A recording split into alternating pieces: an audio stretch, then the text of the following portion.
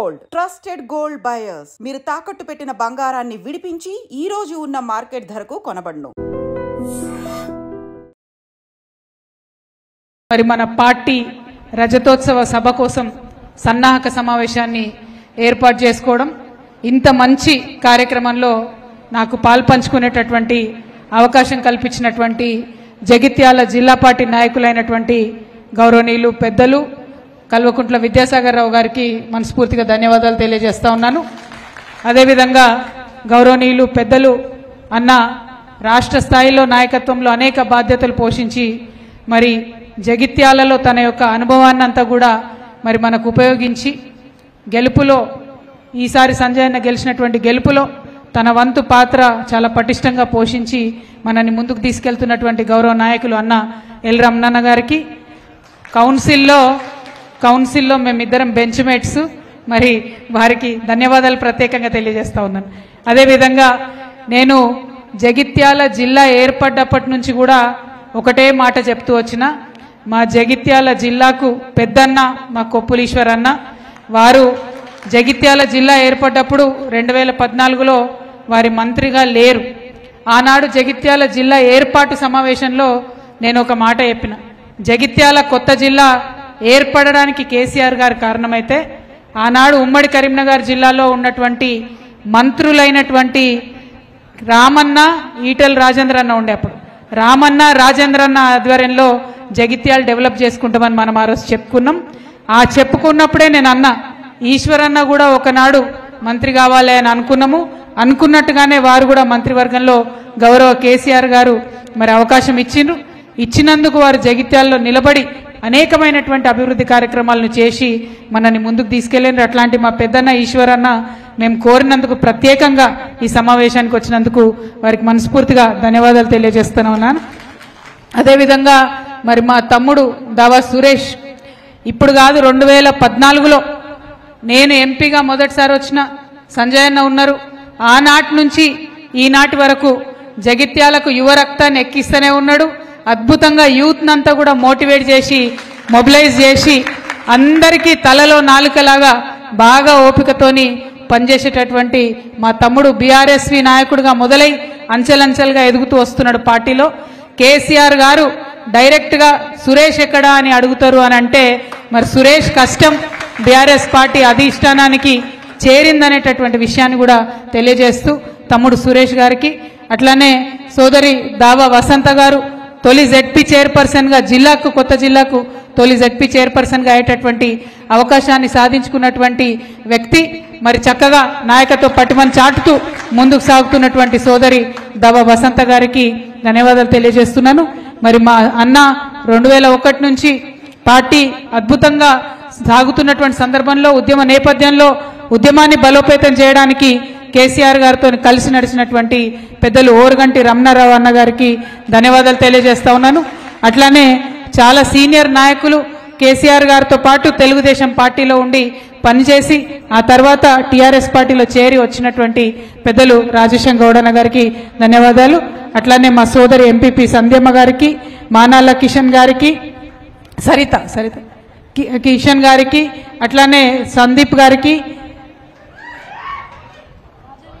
రాజలింగం గారికి, అట్లానే అన్న బాపిరెడ్డి లోక బాపిరెడ్డి అన్న గారికి, అట్లానే వెంకన్న గారికి రైతు సమన్వయ సమితి, మైపాల్ గారికి, అట్లానే మరొక సీనియర్ మోస్ట్ నాయకులు మన జగిత్యాల పట్టణంలో అన్న ఇంకా యంగ్ అనుకుంటాడు, యూత్ అనుకుంటాడు, గల్లీ తిరిగి పనిచేస్తాడు అన్న గట్టు సతీష్ అన్న గారికి, అట్లానే వేదిక మీద ఉన్నటువంటి అనేక మంది మా నాయకులు టౌన్ వాళ్ళు ఉన్నారు, మా సమ్మిల సీనన్ ఉన్నారు, మా అక్క శారదమ్మ రమణ అన్న గారు ఎంపీపీగా ఉన్నారు వారికి, అట్లానే మన నిజామాబాద్ రూరల్ అధ్యక్షులు ఆనంద్ గారికి, అట్లానే వేదిక మీద ఉన్నటువంటి సోదరి ప్రియాంక గారికి, మా మాజీ కార్పొరేటర్ గారు శివన్న గారికి, అట్లానే ఇంకా అనేక మంది నాయకులు ఉన్నారు. మా గంగా అధ్యక్షుడైండు నిజామాబాద్ దానికి, అనిల్ ఉన్నారు, తమ్ముడు మల్లేష్ యాదవ్ గారు ఉన్నారు, మన పక్క నియోజకవర్గం నుంచి అన్న రామ్మోహన్ అన్న కూడా వచ్చిండ్రు. మరి ఇట్లా ఒకరు కాదు ఇద్దరు కాదు, వేదిక ముందు వేదిక పైన ఉన్నటువంటి అనేకమైనటువంటి నాయకులందరూ ఉన్నారు. ఏఎంసీగా పనిచేసినటువంటి రాణి గారు, శీలం ప్రియాంక గారు, ప్రియాంక ప్రవీణ్ గారు, ఇంకా చాలా మంది నాయకులు ఉన్నారు. అందరికీ పేరు పేరున నమస్కారాలు తెలియజేస్తా ఉన్నాను. అందరికన్నా ఎక్కువ మరి కేసీఆర్ గారి మీద నమ్మకంతో ఇవాళ ఈ సన్నాహక సమావేశానికే వందలాదిగా విచ్చేసినటువంటి కార్యకర్తలకు, గ్రామస్థాయి నాయకులకు, గ్రామ శాఖ అధ్యక్షులకు, మండల పార్టీలో ఉన్నటువంటి ప్రతి ఒక్కరికి, మా ఆడబిడ్డలకు, మా ప్రెస్ మిత్రులకు ప్రత్యేకించి హృదయపూర్వకంగా నమస్కారాలు తెలియజేస్తా ఉన్నాను. నిజంగా కేసీఆర్ గారు ఏప్రిల్ 27న మీటింగ్ పెట్టిండ్రంటే ఆ మీటింగ్కి ఖచ్చితంగా ఆడబిడ్డల ఆశీర్వాదం ఉంటుందని చెప్పి 5,000 రూపాయలు మరి విరాళంగా ప్రకటించినటువంటి మా బీడీ అక్క చెల్లెలకు శిరస్సు వంచి నేను నమస్కారాలు తెలియజేస్తా ఉన్నాను. కేసీఆర్ గారు ఒక అన్నగా నిలబడి మీకు పెన్షన్ ఇస్తే ఇవాళ వారికి అండగా నిలబడి మీరు ఈ డబ్బులు ఇవ్వడం, మాకు దారి ఖర్చుల కోసమని విరాళం ఇవ్వడం, మీ పెద్ద మనసును చాటుకున్నందుకు మా బీడీ కార్మికులకు అందరికీ కూడా హృదయపూర్వకంగా నమస్కారాలు. అట్లనే మా రాయకల్ తమ్ముడు శ్రీధర్ రెడ్డి ఉన్నాడు, సారీ మర్చిపోయినా, ఇంకా ఎవరిని చూసినా అందరు కూడా ఆత్మీయులు, అందరు కూడా హార్డ్ వర్క్ చేసే వాళ్ళే ఉన్నారు. ఎవరి పేరు చెప్పకుండా దయచేసి క్షమించాలని నేను కోరుతా ఉన్నాను. ఇవాళ మీ అందరికీ తెలుసు 27వ తారీఖు అంటే దేవేందర్ నాయక్ గారు ఫస్టే చెప్పిండ్రు, మాకు అలవాటైన ముచ్చట్నే 27 ఏప్రిల్ అనగానే అందరు బయలుదేరుతూనే ఉంటారు, కండువాలు సరి చేసుకుంటా మీటింగ్కి పోవాలని బయలుదేరుతూనే ఉంటారు.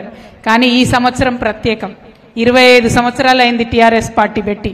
25 సంవత్సరాల పండగ, రజతోత్సవం పండగ అంటే ఓన్లీ మన పండగ, గులాబీ పార్టీ కండువ కాదు. ఇది ఎవరి పండగ? ఇది తెలంగాణ ప్రజల పండుగ.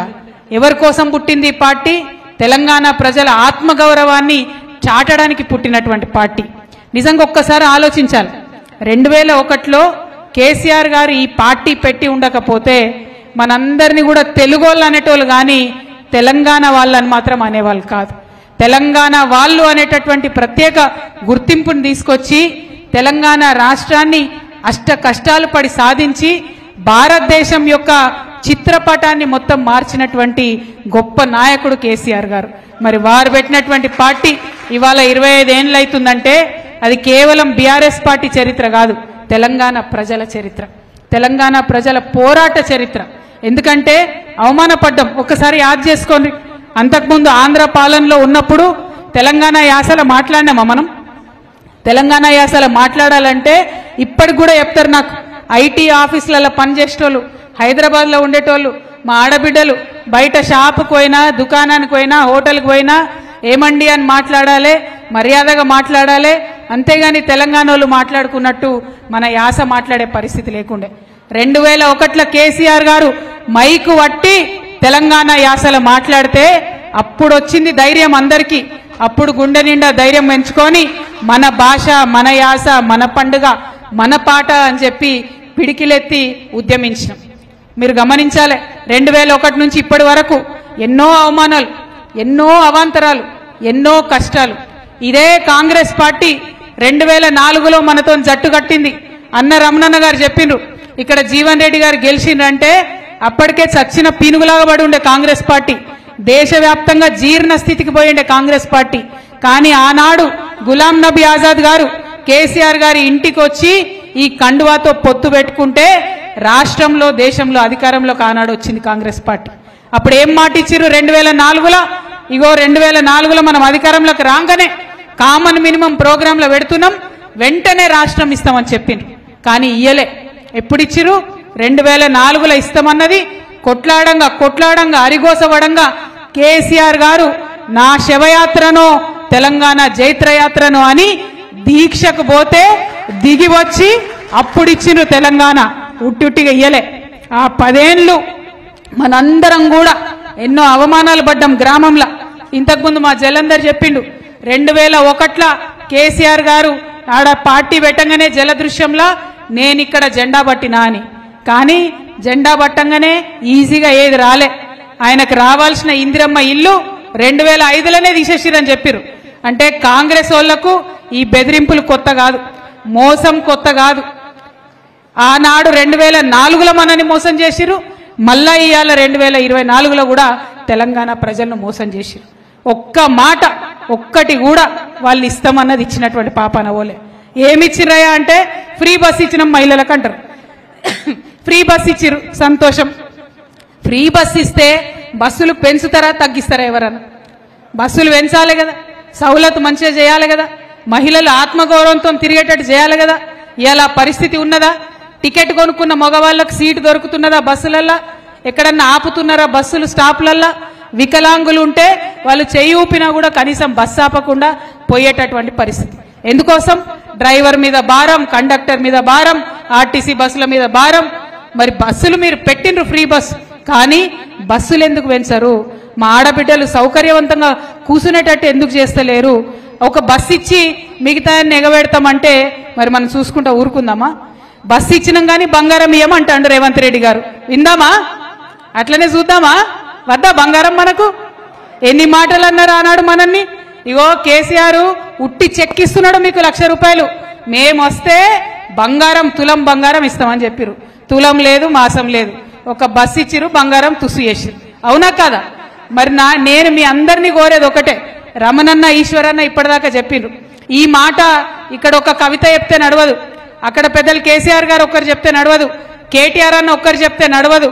మనందరం కూడా ఒక్కొక్క కేసీఆర్ కావాలి. ప్రతి గ్రామంలో మీరందరూ కూడా ముందుకొచ్చి ఇలా కమిటీలు వేసుకున్నారు. తమ్ముడు రాయకల్ మల్లేష్ మాట్లాడుకుంటే చెప్పిండు, అక్క 32 గ్రామాలు ఉంటే 31 గ్రామాలలో మేము కమిటీలు వేసుకున్నామని చెప్పిరు, జెండా ఎగరేస్తున్నామని చెప్పిండు. అట్లనే ప్రతి గ్రామంలో కూడా ఈ పార్టీలు చేస్తున్న మోసాన్ని దయచేసి ఎండగట్టాలి. అది ఒక్క కాంగ్రెస్ అనే కాదు, మన బీజేపీ కూడా అదే పరిస్థితి ఉన్నది. పసుపు బోర్డు తెచ్చినామన్నారు. ఇవాళ ఒక్క విషయం దయచేసి ఆలోచించండి. పసుపు బోర్డు వస్తే పార్లమెంట్లో పెట్టలే, దాన్ని చట్టం చేయలే, డైరెక్ట్ ఒక గెజెట్ ఇచ్చిరు, పసుపు బోర్డు ఇచ్చినామని చెప్పిండ్రు. దాంతో ఇప్పుడు ఏమైతుంది? ఒక్కటంటే ₹1 కూడా పసుపు బోర్డుకి రాలేదు. మొన్న పసుపు ధర పడ్డది. అంతకుముందు బండి సంజయ్ గారు ఏం చెప్పిర్రు? ఈ పసుపు బోర్డు ఇనాగ్రేషన్ చేసేటప్పుడు ధర ఎప్పుడన్నా పడిపోతే కేంద్రం నుంచి డబ్బులు ఇస్తాం, ధర పడకుండా చూస్తామన్నారు. జరిగిందా? చూసినాం కదా, మన ముంగట్నే ఈ సీజన్లో జరిగింది.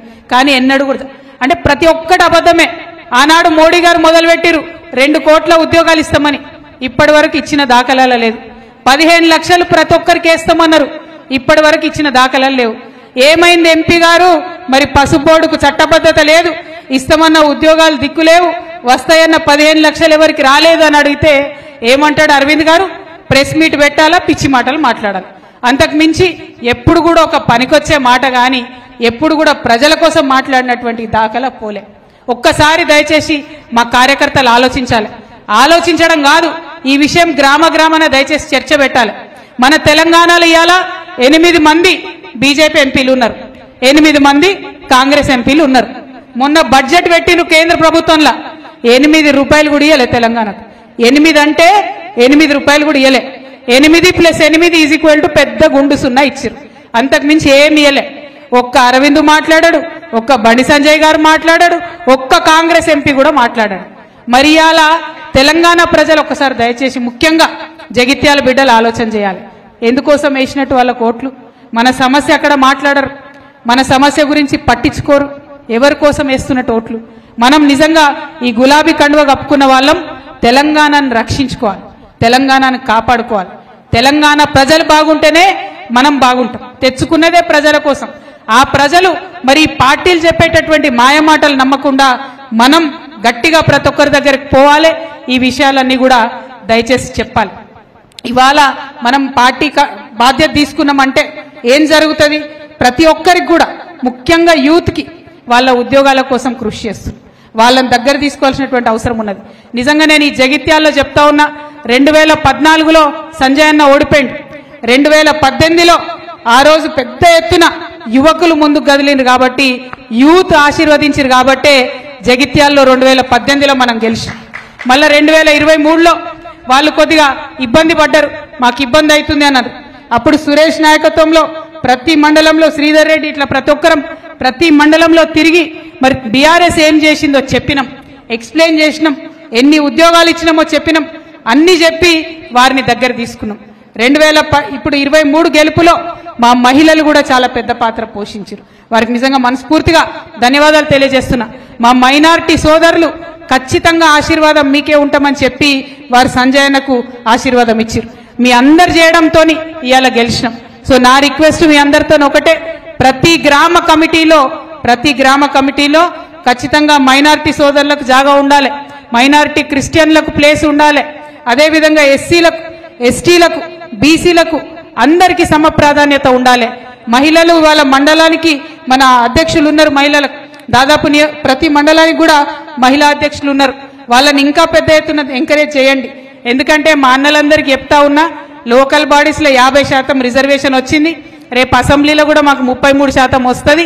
కాబట్టి మా మహిళల్ని ముందుకు తీసుకెళ్లి ఎంకరేజ్ చేయవలసిందిగా గ్రామ నాయకులందరినీ కూడా, కమిటీ నాయకులందరినీ కూడా నేను మనస్ఫూర్తిగా వేడుకుంటా ఉన్నా. మహిళలు ముందుకొస్తేనే గ్రామంలో ప్రజలందరూ కూడా ముందుకొస్తారు. ఒక్క ఇంట్లో ఒక మహిళ కన్విన్స్ అయిందంటే ఇల్లు మొత్తం కన్విన్స్ అయినట్టే, అందులో ఎటువంటి అనుమానం కూడా ఉండదు. కాబట్టి వారిని ఎంకరేజ్ చేయవలసిందిగా మిమ్మల్ని కోరుతా ఉన్నా. ఇంకొక మాట, మా అన్నలందరూ అన్నారు పోయినోళ్ళు పోయినరు, పోయేటోళ్ళు మళ్ళా వస్తారంటే ఎట్లా అని. నేనేమంటున్నా అంటే, ఒక నది ఉన్నదనుకో, అది ముంగటికే వారుతుంది, ముంగటికే వారాలే కూడా. అదే ప్రకృతి ధర్మం. పోయినోడిని ఇడిచేసేయాలి అక్కడనే. మళ్ళీ వెనక్కి రావడం, వెనక్కి పోవడం, తెచ్చుకోవడం అవసరమే లేదు. ఎందుకంటే పాత నీరు పోతేనే కొత్త నీరు వస్తుంది. ఇవాళ చాలా మంది మహిళలు, యువకులు, అదేవిధంగా వ్యాపారవేత్తలు ప్రతి ఒక్కరూ బీఆర్ఎస్ పార్టీలో జాయిన్ అవ్వడానికి రెడీగా ఉన్నారు. పోండి, దయచేసి ఇంటింటికి తిరగండి, తిరిగి మన గురించి చెప్పండి, మన పార్టీ చేసినటువంటి పనులు చెప్పండి. కొత్త వాళ్ళని తీసుకోండి. పోయిన వాళ్ళు, పాత వాళ్ళు, మోసం చేసిన వాళ్ళు ఇంకా కూడా మోసపోతే మనకు తప్పైతుంది. ఒక్కసారి మోసం చేస్తే, ఒక్కసారి మోసపోతే ఎవరన్నా మంచిగుంటుంది, రెండోసారి మోసపోతే మనకు చేతగాదు అనుకుంటారు. ఇవాళ మనం పార్టీ నుండి చేయి బట్టి నడిపించి గెలిపిస్తే సంజయ్ అన్న 2 సార్లు ఎమ్మెల్యే అయ్యారు. కేసీఆర్ గారు ఈ జిల్లా మీద శ్రద్ధ పెట్టి జగిత్యాల జిల్లా ఇచ్చిరు, 4500 డబుల్ బెడ్రూమ్లు ఇచ్చిరు. హైదరాబాద్ తర్వాత అతిపెద్ద డబుల్ బెడ్రూమ్లు ఇచ్చింది జగిత్యాలనే. అదేవిధంగా మెడికల్ కాలేజ్ ఇచ్చిరు. అదేవిధంగా డిఎంఎఫ్టి నిధులు వందలాది కోట్ల రూపాయలు ఇచ్చిండ్రు. గ్రామాలలో రోడ్లు 1 కాదు 2 కాదు. డాక్టర్ సంజయ్ గారు వచ్చి నన్ను ఏది అడిగితే అది నేను కేటీఆర్ అన్నకో కేసీఆర్ గారికో చెప్తే కాదనకుండా ఇచ్చిరు. కాబట్టి ఇవాళ జగిత్యాల్లో గెలిచినాం మనం. ఆ విషయాన్ని దయచేసి అందరూ కూడా గమనించాలి. సంజయ్ అన్న మర్చిపోవచ్చు, కానీ జగిత్యాల ప్రజలు మాత్రం మర్చిపోరు. ఇంకా కూడా కేసీఆర్ గారు చేసినటువంటి పనులు చెల్లె వసంత చెప్పినట్టు ఇప్పటికి కూడా వారిచ్చిన నిధులకే కొబ్బరికాయలు కొడుతున్నారంటే మరి ఎందుకోసం పోయినట్టు సంజయ్ అన్న కాంగ్రెస్ పార్టీలకు? 1 రూపాయి దేకపోతివి, పెన్షన్ పెంచకపోతివి, ఒక కొత్త హాస్పిటల్ దేకపోతివి, ఎందుకోసం పోయినట్టు? ఉన్న బతుకమ్మ చీరలు ఊడగొట్టడానికి పోయినట్టు, ఉన్న రంజాన్ తోఫా ఊడగొట్టడానికి పోయినట్టు, ఉన్న క్రిస్మస్ తోఫా ఊడగొట్టడానికి పోయినట్టు. అంతేగాని కొత్తగా తెచ్చింది లేదు. అన్న నాయకత్వంలో, మనం ఈశ్వరన్న నాయకత్వంలో రోళ్లవాగు ప్రాజెక్టు కట్టుకున్నాం, కంప్లీట్ గా రైతులకు లాభం చేద్దామని. మనం మొత్తం ప్రాజెక్టు కట్టినాం, వాళ్ళకి కనీసం దర్వాజా కూడా కట్టస్తలేదు. 18 నెలలు అయింది. ఒక్క గేటు పెడితే ఇవాళ ప్రాజెక్టు మొత్తం నడిచే పరిస్థితి ఉంది. కనీసం ఒక గేటు పెట్టలేనటువంటి అసమర్థమైనటువంటి ప్రభుత్వం ఇవాళ రాష్ట్రంలో నడుస్తుంది. ఇక ఆ గొప్ప ప్రభుత్వానికి మన ఎమ్మెల్యే గారు అటు పోయిండు. మరి ఆయన ఎందుకు పోయిండో ఏం సంగతో నాకైతే తెలియదు. పైసల కోసం పోయిండని అందరు అంటారు.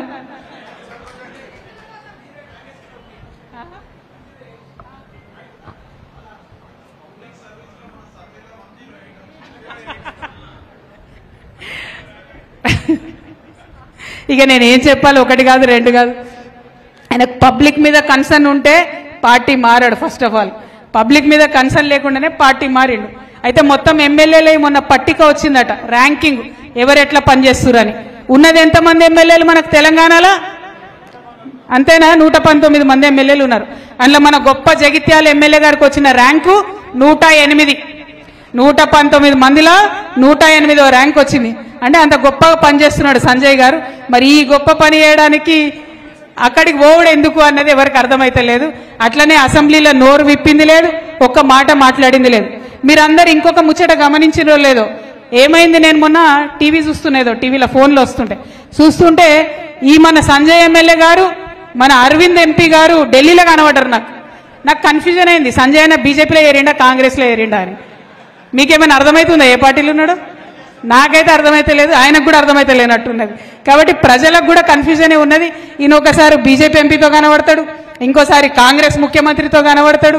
అంత కన్ఫ్యూజన్ గందరగోళం ఉన్నది.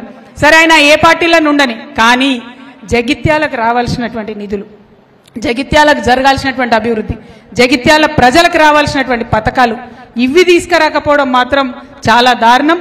అవి తీసుకొని రావాలని చెప్పి ఎమ్మెల్యే సంజయ్ గారిని నేను డిమాండ్ చేస్తా ఉన్నాను. ఇంకొక మాట, మన గ్రామాలకు సంజయ్ అన్న ఎక్కడికి వచ్చినా కూడా, ఎందుకంటే ఆయన ఏ పార్టీలు ఉన్నాడో బీఆర్ఎస్ ఎమ్మెల్యేనైతే కాదు, ఏ పార్టీలు ఉన్నాడో తెలియదు, వస్తే మాత్రం బాజాప్తా నిలదీయాలి. 2500 రూపాయలు ఎప్పుడు ఇస్తావని అడగాలి ఖచ్చితంగా, తులం బంగారం ఎప్పుడు ఇస్తావని అడగాలి ఖచ్చితంగా, నిరుద్యోగ భృతి ఎప్పుడు ఇస్తావని అడగాలి ఖచ్చితంగా, సంవత్సరానికి 2 లక్షల ఉద్యోగాలు ఇస్తామని యువతకు చెప్పిరు, అవి ఎప్పుడు ఇస్తారని అడగాలి ఖచ్చితంగా, రోళ్లవాగు నుంచి నీళ్ళు ఎప్పుడు ఇస్తావని అడగాలి ఖచ్చితంగా. ఇవాళ మా రైతన్నలు ఉన్నారు ఇక్కడ, ఎంత ఘోరం ఎంత గోస అంటే కేసీఆర్ గారు వరద కాలువను ఒక జీవనదిలాగా ఉంచారు. సంవత్సరం పొడుగున వరద కాలువల నీళ్లు నిల్వ ఉంచుతుండే కేసీఆర్ గారు. ఉంచడం వల్ల ఈ గత 10 ఏళ్లు కేసీఆర్ గారు ఉన్నప్పుడు తాగునీటికి ఇబ్బంది లేదు, సాగునీటికి ఇబ్బంది లేదు. ఇవాళ వరద కాలువలో నీటి లెవెల్ పడిపోవడంతో వరద కాలువ ఎగువ ప్రాంతంలో ఉన్నటువంటి రైతులు, అది మల్యాల కావచ్చు, కతలాపూర్ కావచ్చు, మా మెట్పల్లి కావచ్చు, ఈ అందరు రైతులకు కూడా చాలా ఘోరమైన ఇబ్బంది ఉంది. కేసీఆర్ గారు నాకు బాగా గుర్తు, ఆనాడు ఒక మాట చెప్పారు, వరద కాలువ నీళ్లు ఉంటే రైతులు పెట్టుకునే ఆ మోటార్లు మీకేం పోతుంది అని కరెంట్ వాళ్ళందరికీ చెప్పిరు, మీరు డిస్టర్బ్ చేయొద్దు, వాళ్ళకు మీటర్లకు ఛార్జీలు అడగొద్దు, వాళ్ళు పెట్టుకోనని. ఇవాళ మళ్ళా పాత కాంగ్రెస్ జమానా వచ్చింది, తెలంగాణ రాకముందున్న జమానా. ఏంటిది? రైతులు పోయి కాలువల మీద మోటార్ పెట్టుకుంటే మోటార్ల కనెక్షన్లు వీకేస్తున్నటువంటి పరిస్థితి. అటువంటి పరిస్థితి ఉండొద్దని 10 ఏళ్లు కేసీఆర్ గారు తపన పడ్డారు. ఇవాళ మళ్ళీ అదే వాపసు వచ్చిన పరిస్థితి. రైతు బంధు వేసినామంటారు, 60% మందికి ఇంకా రానేలేదు. రుణమాఫీ చేసినామంటారు, 50% మందికి ఇంకా కానేలేదు. ఈ విషయాలన్నీ మనకు తెలుసు, ఇక్కడ ఉన్నటువంటి నాయకులకు తెలుసు. నా రిక్వెస్ట్ ఏంటంటే ప్రజలకు చెప్పేటటువంటి బాధ్యత ఇగో ఈ కండువా వేసుకొని కమిటీలలో ఉన్నటువంటి మనందరి మీద ఉన్నది. కాబట్టి గ్రామానికి దయచేసి కాంగ్రెస్ పార్టీ చేస్తున్నటువంటి మోసాన్ని తెలియజేయవలసిందిగా నేను మిమ్మల్ని అందరినీ కూడా కోరుతా ఉన్నాను. అట్లానే మరి అలా 27వ తారీఖు నాడు మనందరం కూడా సభకు తరలి వెళ్ళడానికి సెంట్రల్ పార్టీ నుంచి ఆర్టీసీ బస్సులన్నీ కూడా మనం బాజాప్తా బుక్ చేసుకున్నాం. అట్లనే దావా వసంత సురేష్ గారికి మన అన్న రమణన్న విద్యాసాగర్ రావు అన్న గారి నాయకత్వంలో మరి పార్టీ నుండి 25 లక్షల రూపాయల చెక్కు కూడా ఇవ్వడం జరిగింది. ఆ చెక్కు ద్వారా బాజాప్తాగా ప్రైవేట్ బస్సులు, వెహికల్లు, మనదొక రాజకీయ పార్టీ, ఇది మన కుటుంబ సమావేశం, మన వార్షికోత్సవ సమావేశం కాబట్టి పెట్టుకుంటున్నటువంటి ఆ సమాజానికి అందరూ కూడా వసతులు కల్పించడానికి ఆర్థిక వనరులను కూడా మంచిగా సమకూర్చుకోవడం జరిగింది. మరి ఏ గ్రామానికి ఏ బస్సు వస్తుంది, ఏ గ్రామానికి ఏ బండి వస్తుంది, ఆ డీటెయిల్స్ అన్ని కూడా మీకు చెప్పడం జరుగుతుంది. ఆ రోజు 27వ తారీఖు నాడు దయచేసి మీ అందరితో విజ్ఞప్తి, మంచిగా జోర్దార్ సిల్క్ జెండాలు కూడా అన్ని వచ్చినాయి. ప్రతి గ్రామంలో మంచి గులాబీ జెండా పొద్దున్నే ఎగరేసుకోవాలి. ఆ తర్వాత బస్సా బండా ఏది ఉన్నదో బయలుదేరి ఖచ్చితంగా సభాస్థలికి చేరుకోవాలి. చాలా మంది చాలా రష్ అవుతుంది. మరి ఆ రష్ కాకముందే పొద్దున్నే బయలుదేరాలని చెప్పి నేను రిక్వెస్ట్ చేస్తా ఉన్నాను. ఎందుకోసం అంటే ఇక్కడి నుంచి అక్కడికి పోవడం, అక్కడ కేసీఆర్ గారు చెప్పేటటువంటి మాట మనందరం వింటే మళ్ళా మనకు కొత్త పవర్ వస్తుంది, కొత్త ఉత్సాహం వస్తుంది. ఆ ఉత్సాహంతో మళ్ళా గ్రామాలలో మనం పార్టీ పని చేసుకోవచ్చు. కాబట్టి ఖచ్చితంగా సభకు ముట్టాలే, మనందరం కూడా చేరాలని చెప్పి ఈ సందర్భంగా నేను తెలియజేస్తా ఉన్నాను. जलसे में शामिल हमारे बहुत सारे मुसलमान भाई बहन हैं, आप सबको भी मैं सलाम करती हूँ. इस बार अगर डॉक्टर संजय साहब जगित्याल में जीते हैं तो इसमें बराबर हमारे मुसलमान भाइयों का पूरा साथ था, पूरा आशीर्वाद था. लेकिन आज जीतने के बाद बीआरएस पार्टी को धोखा देके, केसीआर साहब को धोखा देके वो जाके कांग्रेस पार्टी में शामिल हो गए. अगर कांग्रेस पार्टी में शामिल हो गए तो अब संजय अन्ना से पूछिए, कहीं भी मिलेंगे रास्ते में तो उनको जरूर टोकिए. अगर आप कांग्रेस पार्टी में शामिल हो गए तो किसके फायदा के लिए शामिल हो गए? किसी बच्चियों के वास्ते शामिल हुए, किसी औरतों को बेनिफिट के वास्ते शामिल हुए, किसी रैयतों के बेनिफिट के वास्ते शामिल हुए? किसके बेनिफिट के लिए आप कांग्रेस पार्टी में शामिल हुए? ये सवाल उनसे जरूर पूछिए, क्योंकि केसीआर साहब अकलियतों के हमदर्द है. उन्होंने अलग बहुत सारे स्कीम बनाए. शादी मुबारक अगर स्कीम लेके आए तो सिर्फ हिंदुस्तान में केसीआर साहब लेके आए. रमजान के टाइम पे गरीब मुसलमानों को कपड़े दिए पूरे हिंदुस्तान में, तो सिर्फ एक ही सीएम साहब थे, केसीआर साहब थे. మనం ఏ పండగ వచ్చినా, సేవాలాల్ జయంతి వచ్చినా అఫీషియల్గా వేసుకున్నాం, క్రిస్మస్ పండగ వచ్చినా అఫీషియల్గా వేసుకున్నాం, అంబేద్కర్ జయంతి అయినా అఫీషియల్గా వేసుకున్నాం. ఇట్లా ప్రతి ఒక్కటి చేసుకొని ప్రతి ఒక్కరిని గౌరవించుకొని మనం ముందుకెళ్తున్నాం. మన జగిత్యాల్లో మీ అందరినీ మళ్ళీ ఒకసారి నేను రిక్వెస్ట్ చేస్తా ఉన్నా, జగిత్యాల అంటేనే కేసీఆర్, కేసీఆర్ అంటేనే జగిత్యాల్. ఎందుకంటే తెలంగాణ ఉద్యమ సమయంలో మాట ఇచ్చిండ్రు, జగిత్యాల జిల్లా వేస్తా అన్నారు, చేసిండ్రు, కాలేజ్ ఇస్తా అన్నారు, ఇచ్చిండ్రు. ఇంకా అద్భుతంగా జగిత్యాల డెవలప్ కావాలంటే మళ్ళా గులాబీ జెండానే ఎగరాలే. అది జగిత్యాల్లో లోకల్ ఎలక్షన్ నుంచి ఎమ్మెల్యే ఎలక్షన్ దాకా, ఎంపీ ఎలక్షన్ దాకా ఎన్నిక ఏదైనా ఎగిరే జెండా ఈ గులాబీయే కావాలని చెప్పి మనందరం కూడా ప్రతిజ్ఞ తీసుకోవాలి. ఏప్రిల్ 27వ తారీఖున జరిగేటటువంటి మన మహాసభ తెలంగాణలో కుంభమేళా జరుగుతుందా అన్నట్టు ఉంటది. లక్షలాది మంది తరలి వస్తారు. కాబట్టి అందులో మన పాత్ర ఉండాలి, జగిత్యాల పిడికిలు కూడా అక్కడ లేవాలి అని చెప్పి మీ అందరినీ కోరుకుంటూ, మరి పెద్ద ఎత్తున జాగ్రత్తగా తరలి రావాల్సిందిగా అందరినీ పిలుపునిస్తూ మీ దగ్గర నేను సెలవు తీసుకుంటా ఉన్నాను. ఎక్కడోళ్ళు అక్కడ 2 నిమిషాలు కూర్చోవాలి. ఎందుకంటే మంచిగా జగిత్యాల చలో వరంగల్ సభ పోస్టర్ మనం రిలీజ్ చేసుకోవాలి. కేటీఆర్ అన్న మనకు ఒక బాధ్యత పెట్టిండు. ఆనాడు నేను లేనటువంటి సందర్భంలో అన్న ఒక మాట చెప్పిండు, జగిత్యాల మళ్ళీ తప్పకుండా కవిత పోతుంది, అంతా కూడా తిరుగుతుంది, తిరిగి మరి పార్టీ బాధ్యత తీసుకుంటుందని. రామన్న ఆదేశాల మేరకు ఇవాళ మనం జగిత్యాలలో ప్రతి గ్రామంలో కమిటీ వేసుకున్నాం. ఫ్యూచర్లో పార్టీ నుంచి ఏ ఆదేశం వచ్చినా ఖచ్చితంగా ముందుకు తీసుకొని పోతాం. మరి పెద్దలు వారి డైరెక్షన్లో ముందుకు నడిచి పార్టీని బలోపేతం చేస్తామని కూడా మరొకసారి తెలియజేస్తూ, దయచేసి ఒక 2 నిమిషాలు కూర్చొని ఉండాలి. పార్టీ పోస్టర్ ఆవిష్కరణ అయిన తర్వాత సభ ముగిసినట్టుగా భావించాలి. Thank you. జై తెలంగాణ.